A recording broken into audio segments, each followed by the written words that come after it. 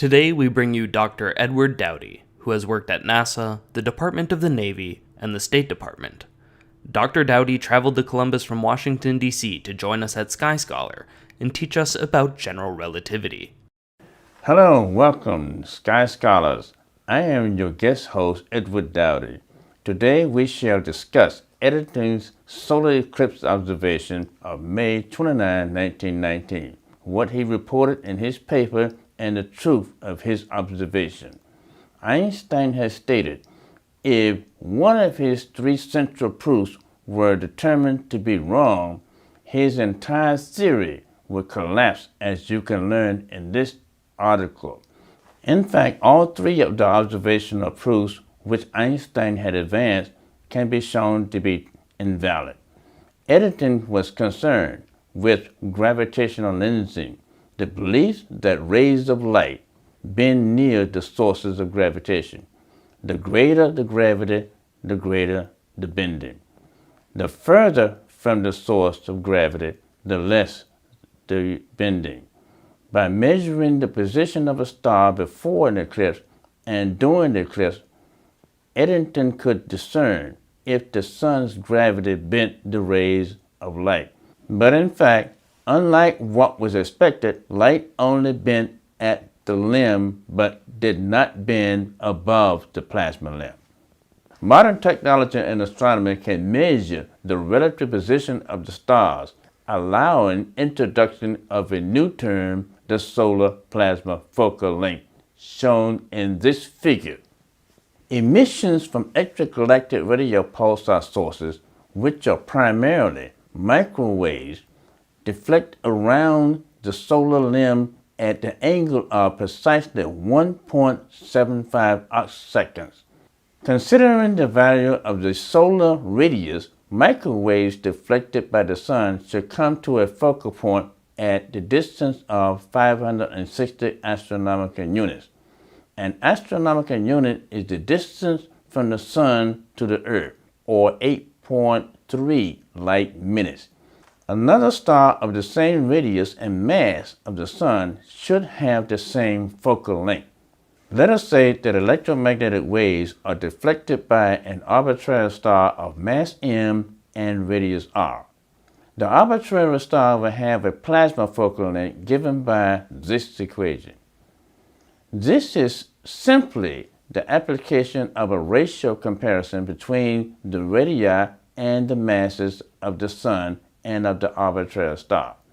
For instance, a star twice the mass of the sun will have the same radius of the sun, will have a plasma focal length of 280 astronomical units.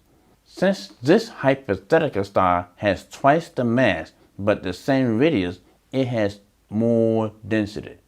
Therefore, denser stars will have shorter focal length, while less dense stars will have longer focal lengths. These observations are true only at the plasma limb. Light bending has not been observed further from the sun, even though gravity should still be bending the rays of light according to general relativity, albeit less strongly. Astrophysical evidence confirms that the rays of starlight are lensed only at the plasma limb of the stars. If we were to imagine two stars and the Earth in collinear geometry, the effect of gravitational lensing would bend the light from the distal star, creating the focal point some distance in front. If the Earth were precisely at the focal point, we would observe the light directed from the proximal star, and it would be on the focal point, making the distal star impossible to observe. However, if the Earth were close to the focal point without being on top of it, we would observe a ring of light around the proximal star, which we are observing directly. In this way, we could infer the existence of a distal star. This hypothetical effect is an Einstein ring. If the light-bending rule of general relativity were valid, suggesting a direct interaction between gravitation and electromagnetism, then it should be difficult to see the stars in the sky, as light would look distorted, blurred, and filled with Einstein rings and arcs caused by gravity. In the century since Eddington's measurements, we have never once observed a true Einstein ring. Why is that? First, we have covered that the plasma focal length of the Sun is 560 astronomical units, or 3.23 light days. The closest star is Alpha Centauri C, a full 4.22 light years away. Therefore, the plasma focal lengths of the stars are too short for us to observe from Earth. According to Einstein, only light bent from much further than the star's radius would have focal lengths long enough to be observed as Einstein rings. However, the fact that we don't see true Einstein rings in astronomy implies that it is not the gravity of the star that causes the light bending, but the plasma atmosphere directly above the star's surface. We can easily make this argument with a minimum energy path or a least time path calculation. Such calculations demonstrate that microwaves are deflected only at the angle of 1.75 arcseconds relative to the solar plasma limb. They are not deflected above the plasma limb in empty space. If all deflections of microwaves actually occur only at the plasma limb and not significantly above it, this would clearly be a direct violation of the solar light bending theory of general relativity, as you can see in this figure. Moreover, the theoretical calculations result in a derivation of the very same light bending equation that was obtained by assumptions of general relativity. But this time, they have nothing at all to do with general relativity.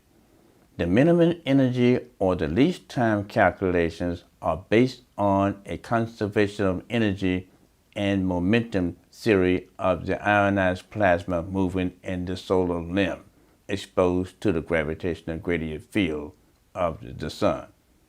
The gravitational gradient field acts on the solar plasma limb, and the solar plasma limb acts on the electromagnetic waves as shown in this equation for the angle of deflection alpha in radians, where m is the mass of the Sun, c is the speed of light, and g is the universal gravitational constant, and eta is the radius of Gaussian sphere that encloses the mass. The Sun's gravitational gradient field acts indirectly, not directly, on the electromagnetic waves deflected from the extragalactic radio pulsars. What is interesting to note, this effect has been found to be completely independent of the frequency of the waves being deflected at the solar plasma limb. You can learn more in this paper. In closing, I hope that you enjoyed this brief discussion of the bending of electromagnetic waves at the limb of the Sun. Phenomenon has nothing to do with general relativity. If you enjoyed this video, continue to support Sky Scholar through your views and likes. Subscribe, promote the channel, and stick with us as we look more closely at the Sun, the stars, and beyond. Comments are always welcome down below, and we will see you soon on our next video.